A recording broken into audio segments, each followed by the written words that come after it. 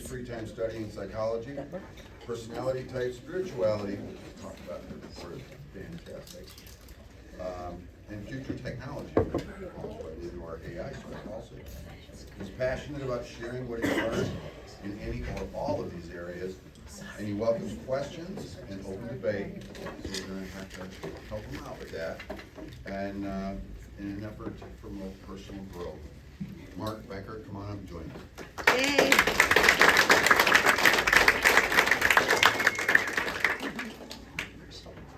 I like become the nerd actor. Right? Right?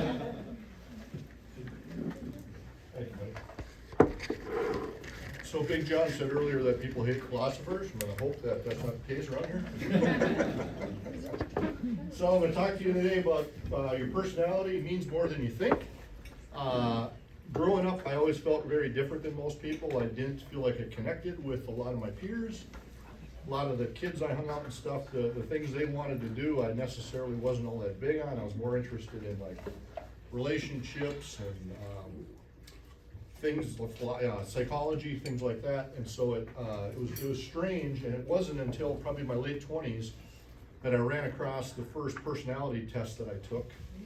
And I was blown away because when I took it, I had read through the conclusion of what essentially my personality type was, and I felt like somebody was following me around with a camera and a recorder, and it's like, how could they possibly know me this well?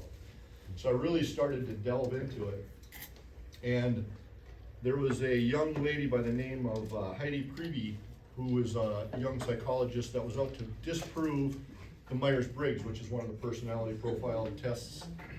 And through the process, she became such an enormous believer that now she's a huge promoter and does a lot of videos on it, books and that type of thing. Anyway, she has the same personality type I do on the Myers-Briggs, which is an ENFP. And so she wrote a book called An ENFP Survival Guide. And when I read it, I was like, oh my God, I cannot believe that her and I are this identical. Can So you it was so remind us crazy. what ENFP is? I will as we get into this, yes. Thank you. Yes, absolutely. So, why does it matter? Your personality affects so many aspects of your life, it's freaking crazy. Where you go to church, if you go at all, if you're spiritual or religious, and spiritual is a term that's very, wide, broad used, but a lot of people that are spiritual has nothing to do with Christianity. It's more of like being connected to Mother Earth and this type of thing. Your political preferences, and it's not to say that if I know your personality type, I know exactly whether you're on the right or the left, but there is a strong correlation between which side you're on based on your personality type, believe it or not. In fact, they can tell within 70+% accuracy, doing a neurological brain scan, if you are Republican or if you're Democratic. And the interesting part is a lot of people believe that have got into this, that the remaining 30% tend to be in the moderate range. So when you go out and you decide to argue with these people that are on the opposite side, you ever wonder why you can't change their views? This is why.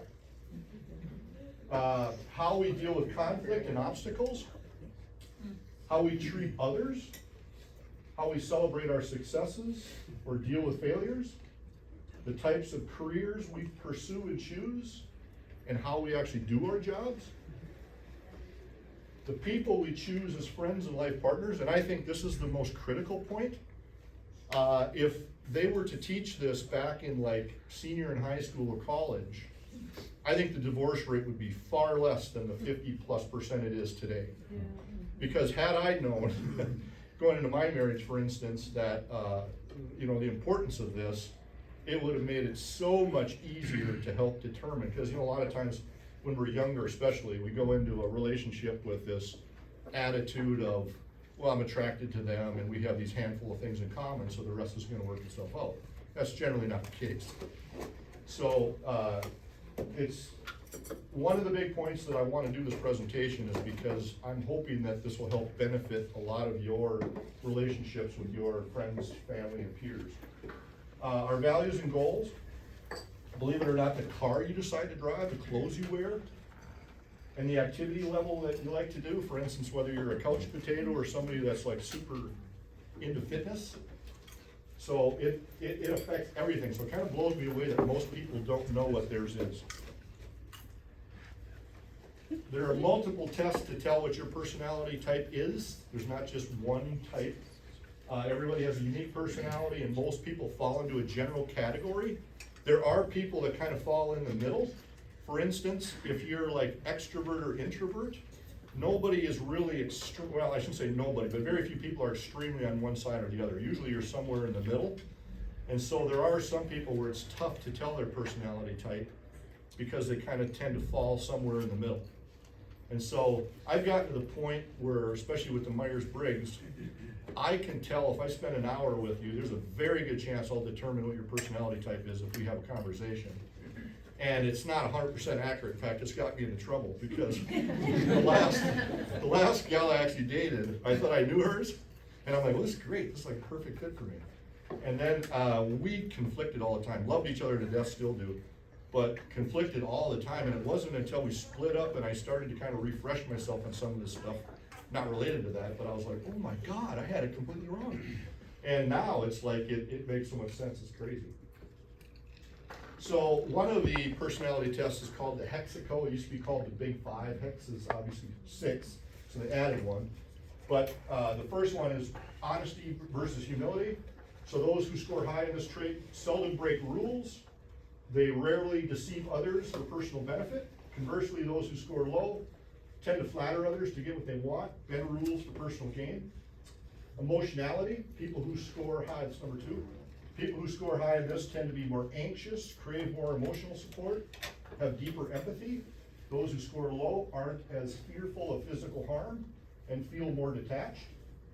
Extroversion, as I talked about briefly here, those who score high are comfortable leading others, feel energized and motivated when dealing with people. Those who score low often feel unpopular or uncomfortable in crowds. And when I'm done, if anybody has any questions on how you can tell if you're extrovert or introvert, feel free to ask, because I know a lot of people feel like, well, I'm somewhere in the middle. Number 4, agreeableness. Those who score high will tend to compromise, can manage their temper, forgive easily, and judge with leniency. Those who score low are stubborn and tend to hold grudges. Number 5, conscientiousness.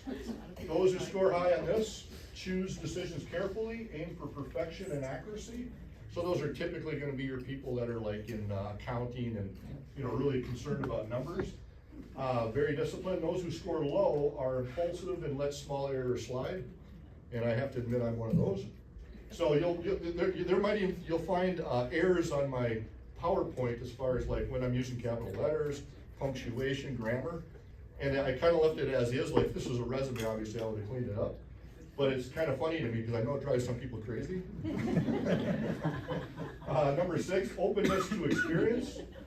Those who score high in this are imaginative, drawn towards unconventional people and ideas, tend to be drawn to art and pursue unusual knowledge. Those who score low tend to stray away from radical ideas and aren't as interested in art or intellectual curiosity. So this one, I think, is one of the best ones if you really want to delve into who you are. I don't know if you guys have heard of Jordan Peterson, but he's a very famous, extremely smart psychologist from Canada that's controversial, but you can't argue that a lot of what he talks about is very, very accurate. And this is the one that he tends to believe in, as do a lot of people in the psychology field. My color test is a much simpler one. It gives you 6 different colors. You end up taking the test and you're a gray, you're powerful, mysterious, and provocative. Orange, you're optimistic, friendly, perceiving. Green, peaceful, serene, and accommodating. You're crimson, you're adventurous, bold, and direct. Purple, creative, expressive, and emotive. And blue, dependable, practical, and directed. And I'm scanning through these fairly fast because I don't want to spend too much time on this because there's plenty of other stuff to talk about. The Enneagram, I think, is another one that's one of the better ones to get into if it's something you're interested in. You're basically given a number when you take that test, and generally you have 2 numbers. So it might say you're a 5, and your second number is a 7, for instance. And so this one's really quite accurate as well. 1 being a reformer, you're responsible and idealistic. On the opposite side of that, you tend to be hyper-perfectionist. If you're number 2, you're a helper, kind and generous. But on the other side of that, you're needy. 3, achiever. So you're productive and adaptable, but you're too image focused on the other side of that. 4, individualist, creative and idealistic, on the other side of that, self-absorbed. Investigators, number 5, so you tend to be perceptive and self-reliant, but you can be emotionally detached. 6 is loyalist. You're loyal and engaging, but on the other side of that, reactive and fearful. 7 is enthusiast, which means you're optimistic and fun, and 7 is my number 1 number, or letter. Impulsive and undisciplined, which is very true as well. 8, challenger, so you're bold and decisive. And the other side of that, domineering and combative. And number 9 is my second letter, which is peacemaker, calm and reliable, but also passive aggressive, and I can do that as well. So it's really interesting how accurate these are. I've taken all of these tests, and it's fascinating because they really coincide quite well, but yet some of them I think do a better job of determining more in depth versus other ones that are a little more vague. The DISC test is one that most employers use, and the only reason is because this one tends to determine more how you act in certain situations versus more of the hypothetical or maybe intangible type scenarios. So D for DISC is dominance, meaning you're direct, results-oriented, firm, strong-willed, forceful. So this is the type of person that you're gonna hire and you're gonna put into like a management position, or someone that needs to lead. Influence, which happens to be mine. You're more outgoing, enthusiastic, optimistic, high-spirited, and lively. This is the person you wanna put in like sales or marketing, maybe HR. You don't wanna put them in charge of something that needs to get like finished with a lot of details. And if you need to keep on track, they're gonna screw it up because they'll be talking to everybody the whole time. So yeah, you gotta be pretty careful there. S is steadiness, meaning you're even-tempered, accommodating, patient, humble, and tactful. And I would say most people fall into this category and make great, workers that just wanna get their job done, that type of thing. Conscientiousness, the last one, means you're very analytical, reserved, precise, private, systematic. So that's the type of person that you're gonna put into a position where they've gotta hammer out details on a spreadsheet, or maybe in a production scenario, if you got like really fine details and things gotta get down and measured to a micromillimeter or something like that, they're the people for that type of job. So this has become really, really beneficial for a lot of employers and stuff. So this has really been taken, it's used a whole lot more now than it was, let's say, even 10 years ago. The MBTI, the Myers-Briggs, is the one that I most am engaged with, only because I have found it to be the most accurate for my own personality. And it's what I first came across, and it's what I first really delved into, so I'm more familiar with this one than anybody else. Catherine Cook Briggs and Isabel Meyer-Briggs are the creators of this. It's based on a philosopher that was, not a philosopher, a psychologist that was very, very popular that studied psychology in way back, named Carl Jung. You might have heard that name. And anyway, the primary reason they started this is because back in like World War II, they were interested in helping women that were all moving into the workforce to determine what jobs and stuff might fit them. So that's kind of why they created it. But the Myers-Briggs is broken down into 16 different personality types. And the way they do that is you're given 4 letters. So to your earlier question, the first letter is either an E or an I, meaning you're either extroverted or introverted. And again, it depends on where you fall on that scale. It doesn't mean you're 100% one way or the other, but you're over the 50% line, if you will. N means intuitive versus sensitive. And what that essentially means is that an intuitive person is going to be more, they're going to base a lot of their decisions based on how they feel about it and how their gut reaction, where someone that's sensing is using their 5 senses. If they can't touch, feel, taste, smell, that type of thing, it's much more of a logical decision making, so they want to know the facts. F versus T, feeling versus thinking. There is so someone that goes through life kind of living based on the way they feel about things. And a thinker is going to be someone that's constantly using logic to try to analyze everything that they kind of run across in life. And then the last one is P versus J, perceiving versus judging. And this judging isn't a negative thing, it doesn't mean that you judge other people. It's more that, again, you know, your decisions on how you perceive things, so more of an intangible versus judging, they tend to be more traditional. And they're going to base things based on, well, these are the facts that I kind of see in front of me type thing. So a perceiver tends to be far more artistic and leaning towards creative ideas, where a judging person is gonna be far more based on, they wanna know the facts. So, these are the 16 different personality types. The interesting part is that if you delve into this, you'll find that some types really mesh well. So getting back to that whole relationship standpoint, there's generally like 4 types that will be ideal for you, whether it's a friendship or a romantic partner or whatever the case. There's 4 that are a good fit, but you might have some issues. There's 4 that'll generally be a little bit conflicting, but you can still definitely make it work. And there's 4 that you should probably avoid. And that's not to say you can't make your relationship work, because you can, but it's gonna be a hell of a lot more work, I promise you that. And it's crazy, the accuracy of this is insane. So oftentimes when I meet people and I figure out what their personality type is, it's interesting because I'll sit there and kind of like, wow, so they, you know, they're doing exactly what this other person, that personality type that I know is. In fact, a couple good friends of mine are here, I know their personality types. So Marlene's got the same personality type as my ex-wife, which isn't a negative at all. My ex and I are still great friends, but there's no way we should have been romantic partners. And Marlene will tell you right offhand that if we were both single, that we shouldn't be romantic partners either. And Leon has got a personality type that's meshes with mine very, very well, so we tend to bounce ideas off each other and get along very, very well. So yeah, it's crazy. And so the big thing is you don't want to, you know, when we get into like conflict and stuff with our family members or things and this type of thing, when people are driving you insane, a lot of times they can't help it. And that's the whole point of why I'm doing this. I mean, I'm serious.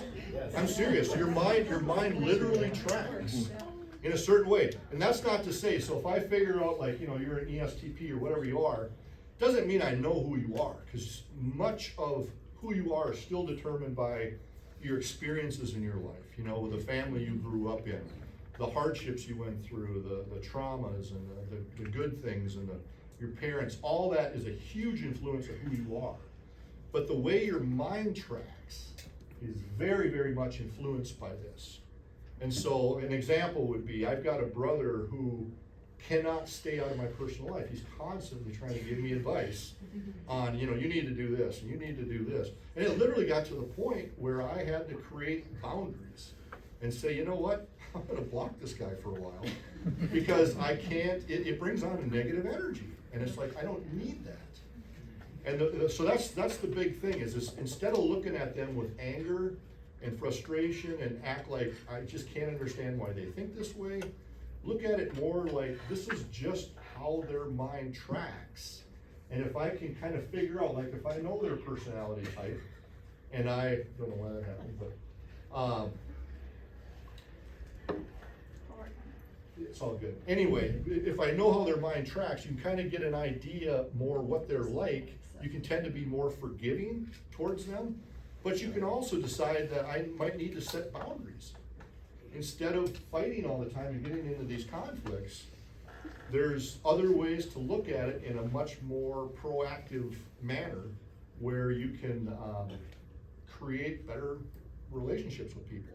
And it also might help you like in a work environment as well. You know, if there's somebody that's driving you nuts at work because they can't shut up in a meeting, or they constantly are getting off track to this or that, chances are that's just how their mind tracks. So it's really interesting to delve into this and learn for yourself what your personality type is. And if there's somebody else you're close to, you know, have them take the test. And I will note, by the way, a lot of these short tests are only about 60% accurate. So just because someone takes it and they say, well, this is what I am, doesn't mean that's, I can't tell you how many times I've met somebody and I spent an hour or two with them and I say, oh my God, you're an INFJ or whatever. And they're like, no, I took the test, I'm this. I'm like, no, you're not. And so I'll have them go back and read the conclusion of what the person's like on what I'm telling them they are, and the conclusion on what they tested at. And 9 out of 10 times they're like, oh my God, you're right. This is what I actually am. So keep that in mind too, that it's a good idea, even after you take the test, to go read what it says as far as the conclusion of what you are, and determine is this thing really accurate or not, or else take the long version. If you take the long version, which I think takes a lot of times between 2 and 4 hours, that one's probably gonna be quite accurate. And if you can't figure it out, chances are you're kinda in the middle on one of the scales. So if you're taking the MBTI, for instance, you might be, you know, right in the middle between an N and an S. And that would be the case actually with this past relationship I had. Or, you know, any of these other ones, and that's why it doesn't nail it down, but it's still really interesting to delve into.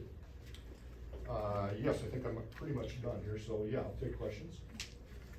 Does the personality ever change throughout their life? Great question. That's actually, can I have a sip of beer? You probably should. I hate to have it just sitting there. That's debatable. There's some people that believe it absolutely does, and I tend to fall in the middle. So there's people that think it doesn't, there's some people that think it does, and I tend to fall in the middle. What I mean by that is, if you tend to be extremely extroverted, you're never gonna be introverted, and vice versa, for instance, right? But if you're somewhere in the middle, as you mature, yeah, you can become a little bit more one way or the other. And that's why there are some people that say, well, I used to be an ENFJ and now I'm a E and whatever, the one letter changed. But as a general rule, believe it or not, as a little kid, it tends to not change throughout your life. Very much anymore. Even with some serious trauma? There are exceptions to the rule. There really are. But it's fairly rare, and it depends on what aspects of your personality. Like I said, if it's introverted versus extroverted, that's probably not gonna be as likely to change as something like an N versus S, for instance, because of trauma. Yes, sir. So, what do you do with weirdos like me who take the Myers-Briggs and end up with different results even within the same week, and it keeps streaming? I had a friend who had me take the political compass test, right? I ended up being a libertarian and a fascist.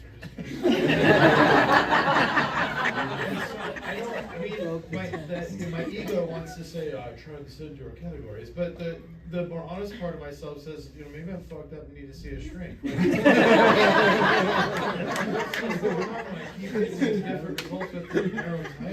That's actually a great question. So what I would say is that you very well fall in the middle on at least one of the letters. And believe it or not, so if you change just one letter, for instance, if you are an INTJ, for instance, that's an excellent compatibility to mine. But if you're an ISTJ, you're like on the opposite polar end. So that one letter can make an enormous difference on your personality type, because it's pretty complex, and I could go into a whole other thing on this. But it would mean that you're introverted in this section of your personality, you're extroverted on this part. So it's, generally it means either you fall in the middle or you need to take the long version of the text. Because like I said, that short version frustrates the shit out of me, because many times I've had people, like I said, came to me and they're like arguing with me, going, no, I know what I am, I'm this, I took the test. And I'm like, trust me, I delved into this for 10 years, and that is not what you are. And so I'll often, have them go, look, it's like, read the conclusion of this one, read the conclusion of that one, next time we talk, tell me what you think you are. And I'm telling you, 9 out of 10 times they come back and, yes, Donnie. It is a self-assessment, and if we're different at work and at home, and if there's been something going on in your life, or you have it in your mind you wanna be a certain type of person, rather than, answer honestly, it can skew it. And so during the course of a week, if on one day you're working, you're focusing on something really hard, you're thinking that way and you answer the questions that way. Whereas maybe if you had a couple vacation days and with your buddies, you might answer differently. I don't disagree with that. You certainly can fake what side, you know, different things too, as far as like, I wanna respond this way or that way. But down deep in your core, if, you know, which would normally be in a situation like you're at home or whatever the case, and you're dealing with people that you deal with on a personal level, that's who your true personality type is. That's not to say I can act like an introvert all day long, but I'm not one. You know what I'm saying? So, yeah, I see what you're saying, but no, there is, you tend to fall into a category, most people. It's possible where you could have even 2 or 3 letters that are close to the middle, so it's far harder to determine where you are on that scale. I've had plenty of people where I couldn't determine what their personality type, even after knowing them for a couple of years. And it became clear to me over time that it's like, oh my God, you're like right in the middle, because sometimes you're an N, sometimes you're an S, you know what I mean? So, yeah, it's not 100% accurate for everybody by any means. Yes? Do the tests factor in that some people are going to, or you kind of unconsciously might want to answer the questions, because that's how I'd like to be? I mean, is that factored in In the longer somehow? version, yes. Like I said, Okay. that's the problem with the shorter version, is you might only have about, 40 questions or whatever the case. And so it's gonna take way more weight on like 2 or 3 questions in that particular area and give it everything as far as putting you into that N, for instance, versus an S. Where if you take the long version and it's asking you questions 10 different ways, then it's gonna be harder to get around that, if you will, as far as what your core is. Yes? Have you studied at all human dynamics, which I thought had superseded Myers-Briggs, where Myers-Briggs was from like World War II era, Korean War era. Human dynamics was looking at your mental conceptualization and distinctive 9 different categories of humans from all different countries and through all age groups on how they conceptualize. It's written by Susan Sarandon, I think her name is. It's definitely not Susan Sarandon. Wow, she's very talented. She does it all. Peter Senge was one of the pros, but human dynamics, it felt like it was a lot more core to how you conceptualize rather than here's your personality trait where you may want to change situation dependence, whether you're a manager and you need to do one task versus another thing. Yeah, so to be honest with you, I'm not familiar with that. And again, this isn't a perfect tool for everybody, but it does help really to understand yourself much better, as well as people that you affiliate with, on a daily basis type thing. But I will look into that, because that sounds interesting. Yes?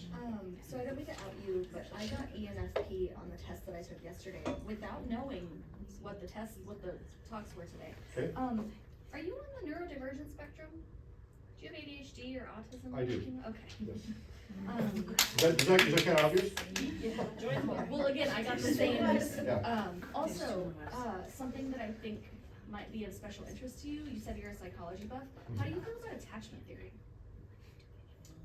So I think that's another one of those personality tests that really shows how you interact with other people. Yeah, I'm somewhat familiar with it, but I don't have a strong opinion on it, because I haven't delved into it enough.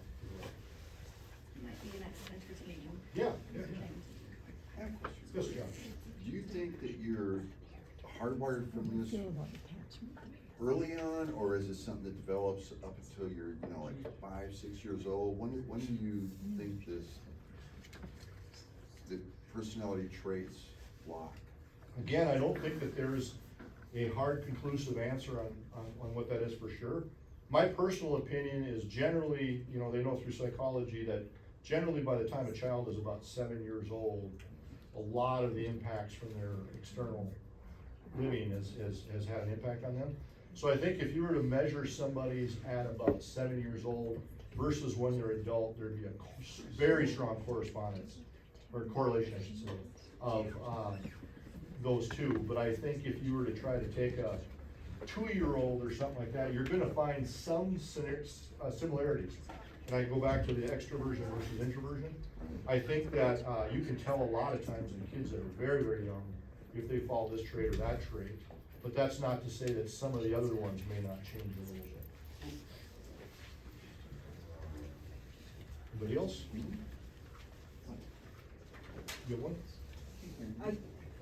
I started looking at this just a few years ago, actually, and I'm an introvert, which seems really obvious after the fact. But that has made a huge impact on how I perceive my family dynamics. And also why I'm divorced. Yeah, no, I mean, I 100% agree. It helps so much just to understand why certain relationships in your life work so well and some don't. But the bigger thing is I'm certainly not suggesting that if you're in a relationship and you are struggling with this person can't change, I need to move on. I'm not saying that at all. I'm just saying that try to accept the fact that we all do have different personalities, and if you can kind of spend some time trying to understand the way they track, a lot of times you can help them as well as yourself, because you can say, well, they think that way because of this, but if I apply it, the question or what I'm trying to say in a different way, it very well may hit home. That's why I really wish they would teach this stuff, like I said, back in high school or early college or whatever. That lends more in like a passion angle to it, because you understand that person is thinking differently. Exactly. Is there a potential to have these tests, like you said, in like high school settings to help kids determine a better track of career for them? Oh, for sure, yeah, absolutely.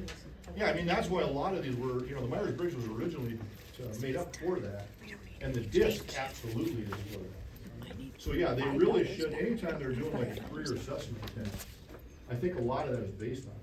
There's a lot of vocational rehab counselors, if they're doing work in high schools and they're working with kids in high schools, they will use the Myers-Briggs and DISC and stuff as options, so they do these different personality plus interest inventories.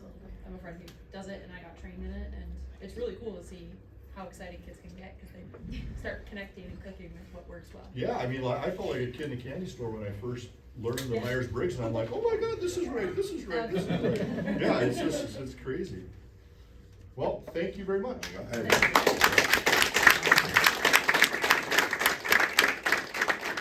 wrap up tonight. Thank you guys for coming. It's been a great night, busy night, and ran a little long, sorry. And I know it's hot.